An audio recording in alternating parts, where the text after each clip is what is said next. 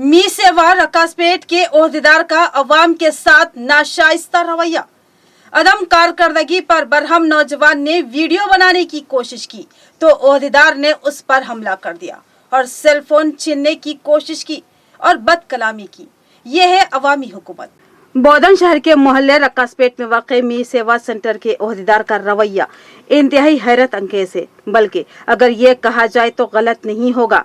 अब मी सेवा में काम करने वाले ओहदेदारों से अवाम अपने कामों से मुतालिक सवाल करेगी तो उनको गुंडागर्दी के साथ जवाब दिया जाएगा। बोधन के रकासपेट के मी सेवा में खिदमत अंजाम देने वाले मुलाजिम ने एक तालिबे इल्म पर उस वक्त हमले की कोशिश की जब वो अपने इनकम सर्टिफिकेट की अदम इजराई पर बरहमी का शिकार होकर इस मी सेवा की कारकर्दगी का इजहार करने के लिए वीडियो बनाने की कोशिश कर रहा था। मुदस्सिरुद्दीन नामी तालिबे इल्म ने अपनी वालिदा ताहिरा बेगम के लिए आसरा वजीफे की दरख्वास्त दाखिल करने के लिए सर्टिफिकेट के लिए दरख्वास्त दाखिल की थी। मुदस्सिरुद्दीन ने बताया कि कई दिन से मुसलसल कोशिश के बावजूद प्रसाद नामी मुलाजिम टाल मटोल का मुजाहिरा कर रहा है और उससे रकमी मुतालबा कर रहा था। मुदस्सिर ने बताया कि ऐसा मामला सिर्फ उसके साथ ही नहीं बल्कि दूसरे लोगों के साथ भी पेश आ रहा था।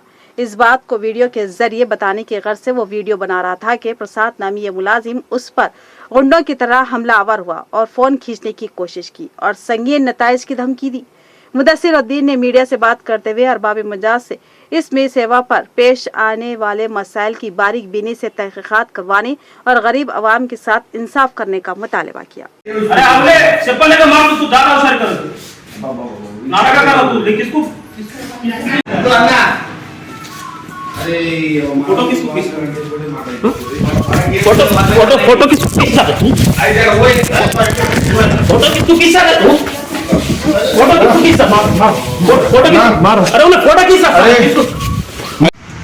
రకాస్పేట్ ఈ సేవా కేంద్రంలో ప్రసాద్ అనే వ్యక్తి సిబ్బంది స్థానిక కస్టమర్లతో అసభ్యంగా మాట్లాడుతూ వాళ్ళ దగ్గర ఏదైతే ఇన్కమ్ సర్టిఫికేట్ చేసుకుంటారో వాళ్ళ దగ్గర రిసిప్ట్ పోగుంటే కూడా ఫోన్లో ఉంది కాబట్టి ఆయన రిక్వెస్ట్ చేస్తే కూడా ఆయన ఇవ్వలేదు। ముంగట ఆయన వ్యక్తికి ఇచ్చిండు, నువ్వు 200 ఇస్తే అంటే డబ్బులు ఎక్కువ డిమాండ్ చేస్తున్నారు।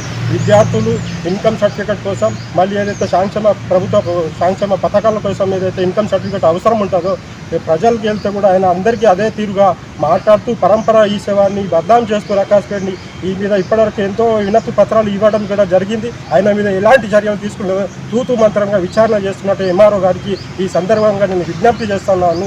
ఇలాంటి రౌడీజం చేసే స్థానికులకు ఒక అసభ్యంకరంగా మాట్లాడుతున్నాము, మహిళలకు కానీ విద్యార్థులు చూడకుండా ఒక దౌర్జన్యంగా రౌడీజంగా మాట్లాడుతున్న ఆయనను వెంటనే తక్షణమే సస్పెండ్ చేసి ఆయనను తొలగించాలని ఈ సందర్భంగా ఏఐఏ దృష్టిగా మేము డిమాండ్ చేస్తాం।